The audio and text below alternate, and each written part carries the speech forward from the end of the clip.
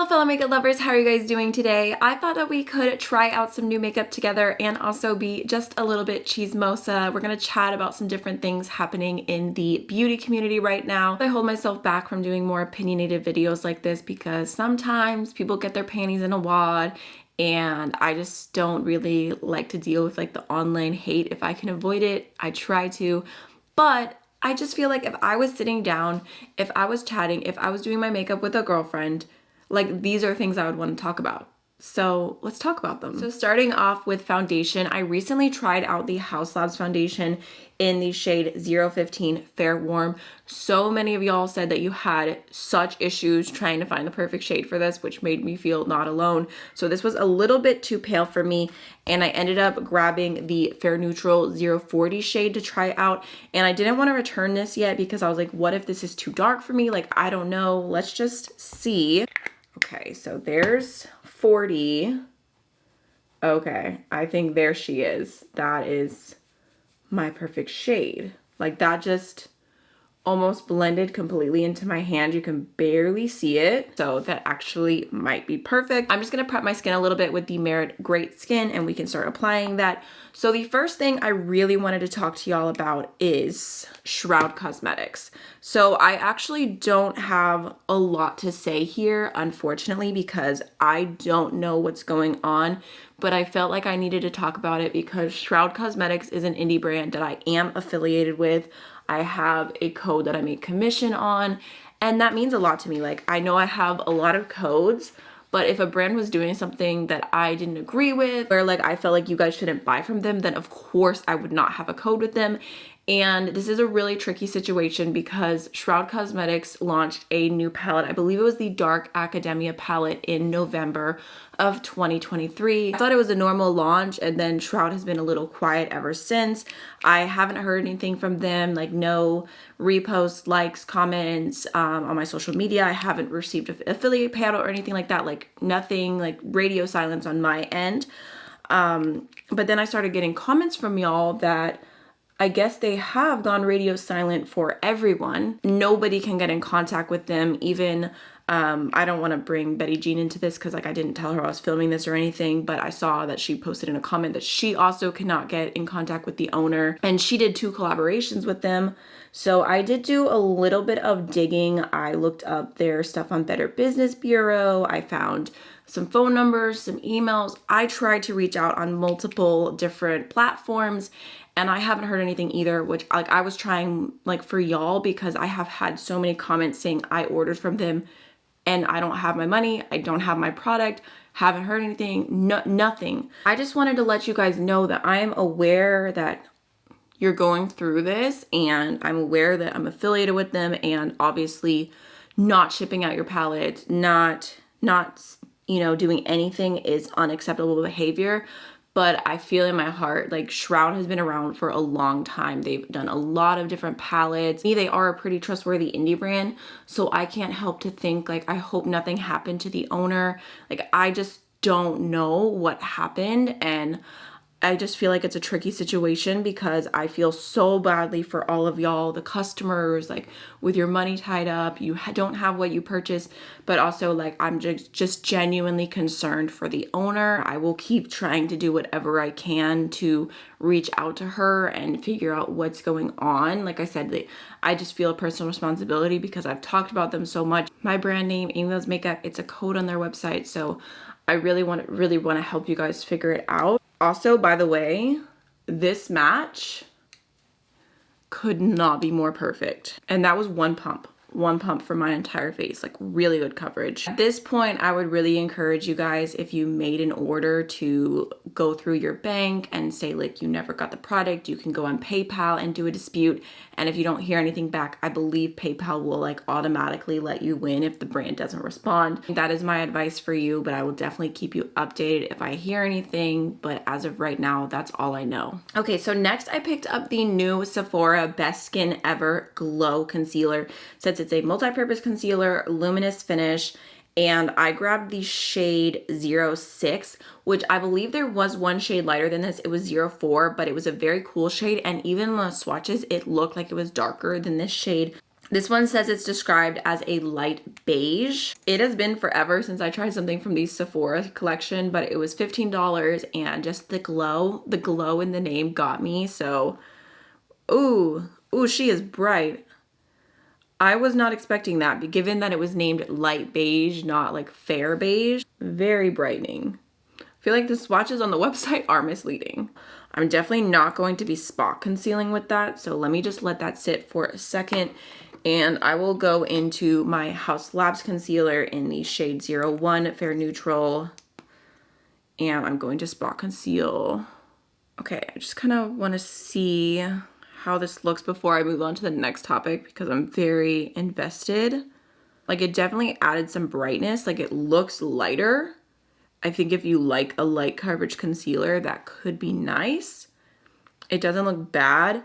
I would say it has more of like a natural, like luminous finish versus like super glowy. Personally, I'm not really a light coverage concealer kind of girl. I don't love the way this looks on me. I can see its positive attributes, but I don't think it's going to be a favorite.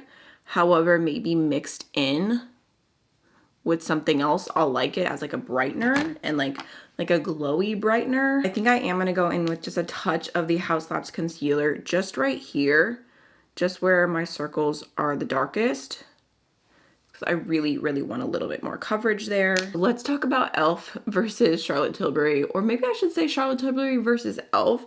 So I do want to recommend two videos. I watched Kelly Gooch do one on this topic and she did a really, really good job. And then I also saw Robert Welsh do one like really, really focused on the Charlotte Tilbury PR stunt we're about to talk about. So I would recommend both of them to you. I'll have them linked down below because I enjoyed watching both videos. I'm gonna go in with the Rare Beauty Bright Side Bronzer Stick, which I didn't realize that this was an extension.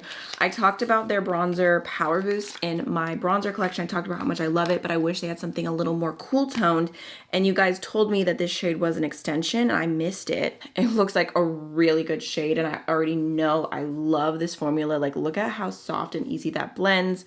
So yeah, we're going in with Brightside today. Literally the day you guys told me about this, I don't know how I missed it, but I added it to my Sephora cart and it was on its way to me. So on TikTok, there were several unboxings of the new Charlotte Tilbury lipstick PR package, and multiple influencers were just absolutely shocked and just flabbergasted when they opened their package and there were no lipsticks inside.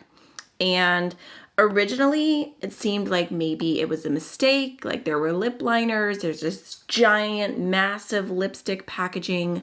The influencers have said that they were not in on any PR stunt, they just happened to be unboxing it on camera. They didn't know that the lipsticks were going to be missing. And then the Charlotte Tilbury team kind of came forward with a campaign that the lipsticks were stolen. And there has been some discussion that this is shadiness to e.l.f. because e.l.f. has been like stealing their products, doing dupes of them, and doing incredibly well. Apparently, this is from Kelly's video, the #1 product for e.l.f. this last year was the like glow liquid product, which I actually don't like. I don't think it's very good, but it's a dupe of the Charlotte Tilbury glow liquid, which again, I really want to try that, but there's not even a shade for me, so I haven't bought that. It's like I'm watching this fight and I'm just over here like, Oric Glow Lust, this is that girl, like forget about e.l.f., forget about Charlotte Tilbury.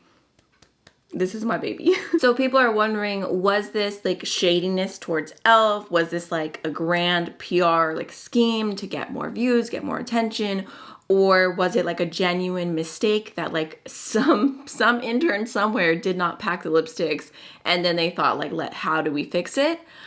But for me, I think that it was on purpose because one of the influencers I was watching, she did an unboxing of her PR package. She's like, I don't know, are my lipsticks gonna be here? Are they not gonna be here? She opened it up, she was super surprised that they weren't there. And then she was like, who stole the lipsticks?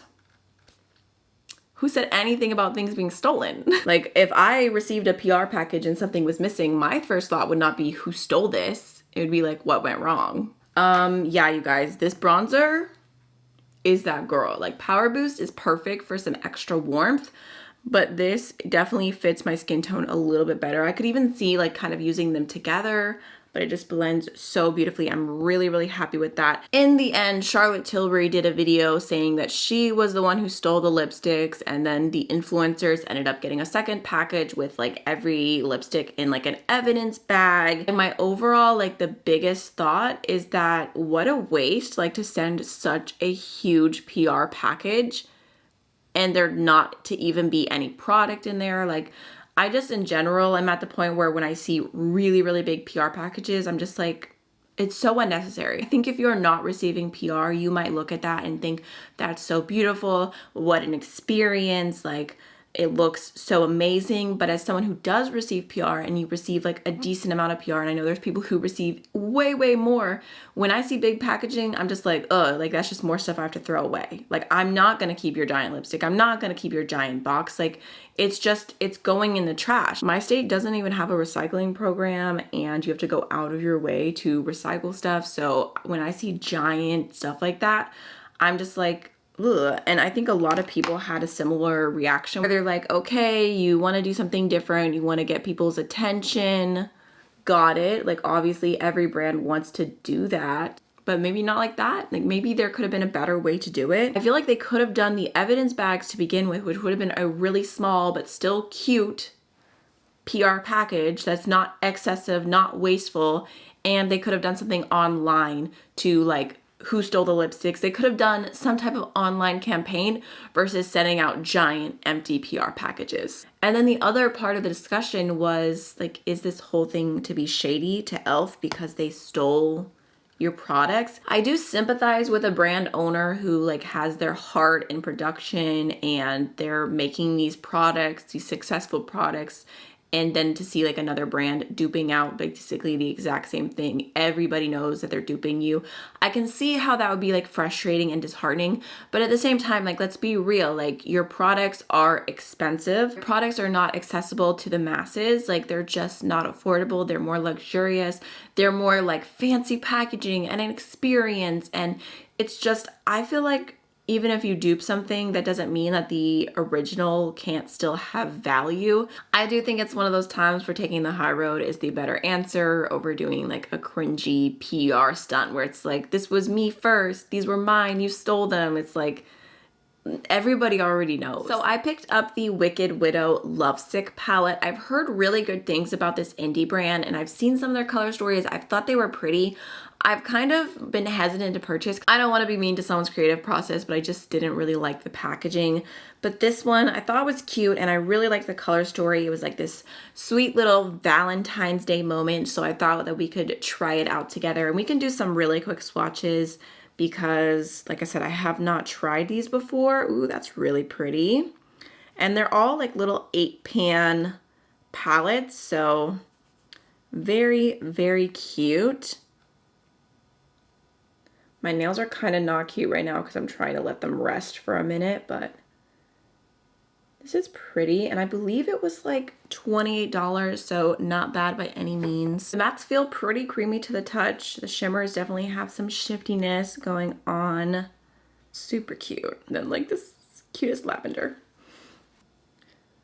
This is actually the only Valentine's Day palette that I've purchased this year, but I don't know. It just got to me and I was like, it's so cute, and I'm such a sucker for trying an indie brand that I haven't tried before.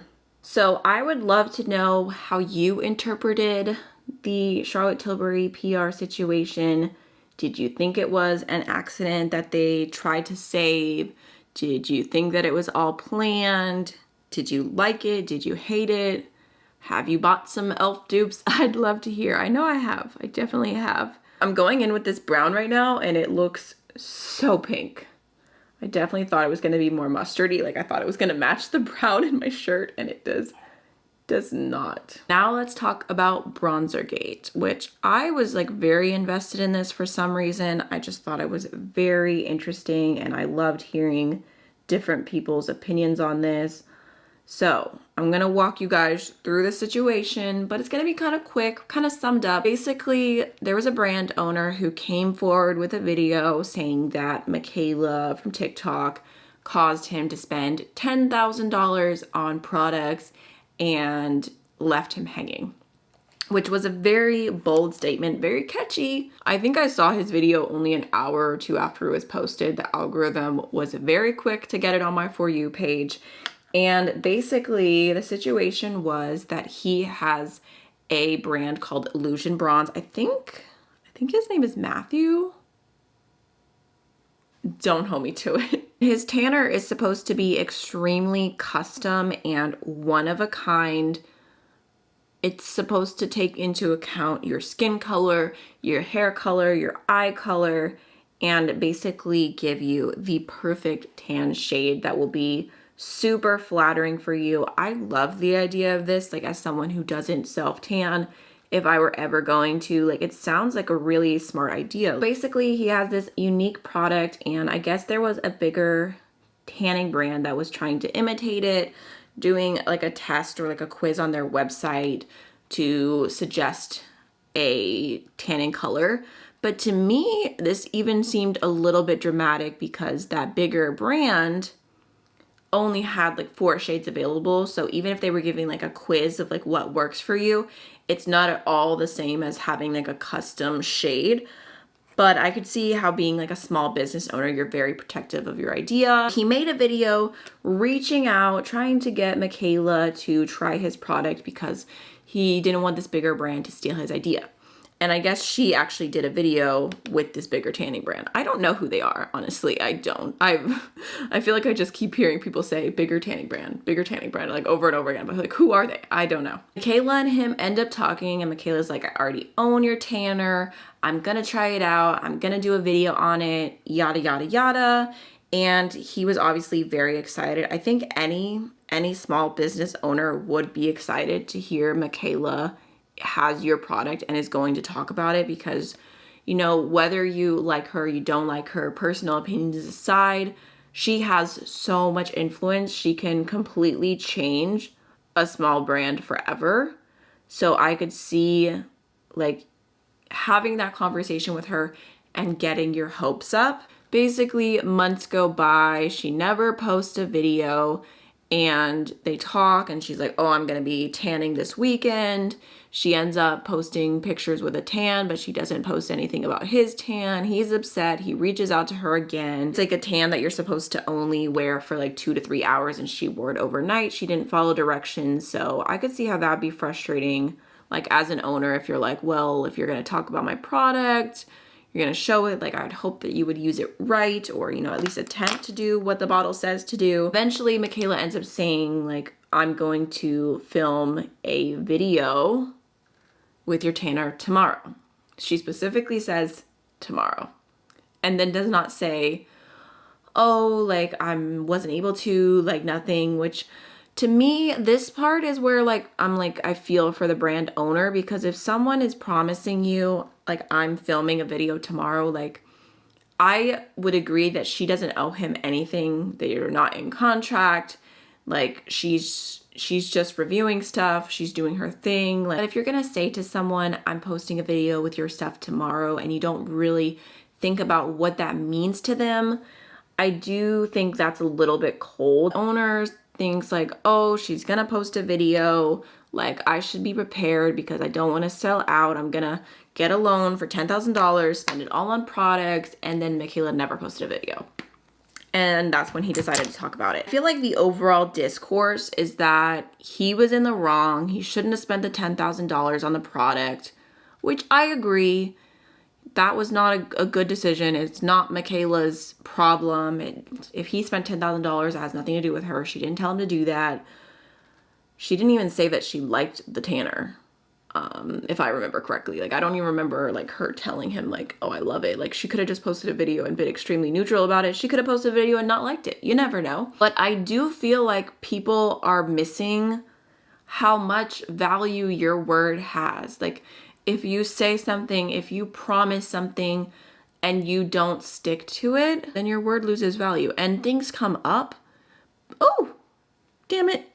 But communication is free. So when I was watching this situation unfold and I put my little feet into the, not little feet, I actually have big feet.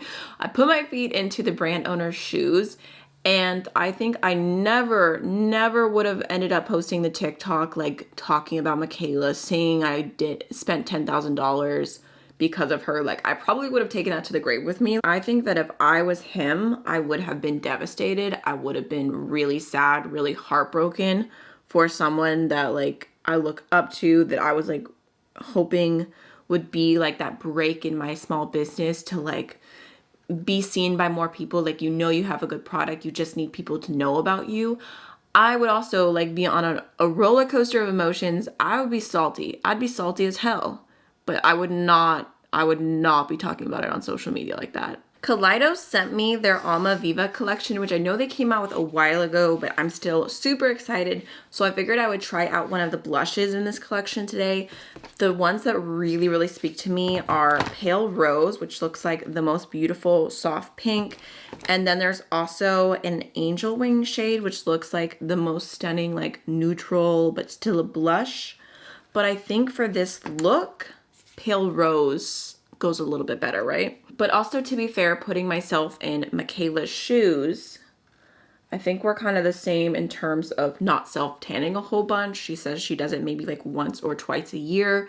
So if a brand is wanting you to talk about self-tanner and you normally talk about beauty products all the time, it would also probably take me a hot minute to get to that too, because I would need to be like mentally ready for that. I also empathize with having a million things to make content about all the time and there never being enough time. I feel like from the outside looking in, you can see it one way, but I'm like, maybe she just didn't realize how much her word and her promise can mean to just like an everyday average folk, you know? I'm not crucifying anyone in this situation. I definitely think it's something where like everyone all around could have done better. I also think nothing is solved by going online and talking shit about another person. Like, we're adults. Like, just if you have each other's phone number, if you have a way to talk to that person, talk to them, figure it out. Like, life is too short for drama. It really is. In the Alma Viva collection, there's also a bunch of lippies, and these all look really beautiful. I do not know what to go in with. Maybe let's do the shade Last Smoke. It looked kind of like gray and cool toned.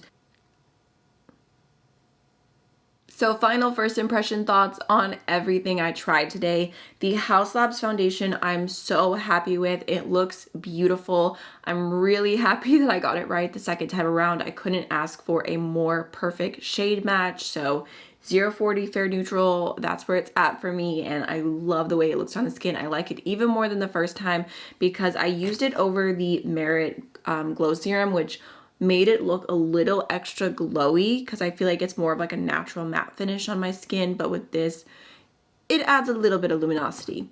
But overall, really happy with it. I mean, the amount of coverage I got for one pump, and just it looks really good on the skin, and I genuinely have never had a foundation look this good on my nose.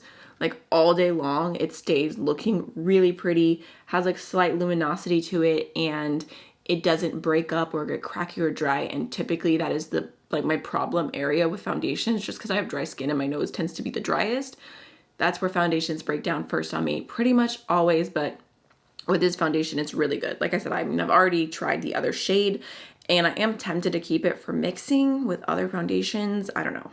It's really good though. Like, glad I got it. For the Sephora Best Skin Ever Glow Concealer, I am going to try and mix it with other things and see if I can just use it for like making my shades a little bit lighter. But unless you like a really light coverage concealer, I feel like this for me is kind of a pass. Like, I'm not wowed by it by any means. And I did go in with another concealer just to add a little bit more coverage because it just didn't do that much for me. The bronzer from Rare Beauty, I did end up going over it with like a little bit of powder bronzer just because honestly, I was still talking and I just wanted something to do. The shade is really nice. I'm happy with it. So glad that they added it to the line. The Lovesick palette is really cute. I feel like the shimmers look nice all over the lid. I just went in with a brush and they performed really well. I only went in with one matte shade, but it did what it needed to do. I ended up getting a little bit of brown from a dirty brush because I was trying to fix my mascara and it was like a whole thing. So if you see like a little a little bit that's not blended perfectly there, that's why. But overall, first impression, I liked it. I would definitely try more from the brand. I wish that this shade Goodnight Moon was less yellow because I feel like everything in here is so like romantic and pinky, and like on the inner corner is just like bam gold. I think that a iridescent multi-chrome that had more pinky purple blue in it would have made more sense with this color story. But overall, I like it. Definitely will keep using it. And if I see a color story I like, I could see purchasing more from the brand in the future. The blush, very cute. Very easy, simple, just like super soft, everyday neutral blush. Like not mad at it all, but I do already know that I like this Kaleidos blush formula, but all the other shades I have from them are more like bright and vibrant, and the Alma Viva collection is all more like really soft tone. I feel like the star of the show for me from Kaleidos is the glosses, because this looks so pretty. Like the tone is stunning. It looks so glossy, like a real glossy lip, not just a little shine. Like it's doing what it needs to do, and it's very, very comfortable as well. So very into that. And I think that's everything new that I tried today. I really, really like the finished look. I think the complexion is my favorite, but I hope that you enjoyed this video. I hope it was entertaining. If you want to let me know your opinions on anything I talked about today, feel free to have a conversation with me down below, and I'll see you in another video very soon. Bye!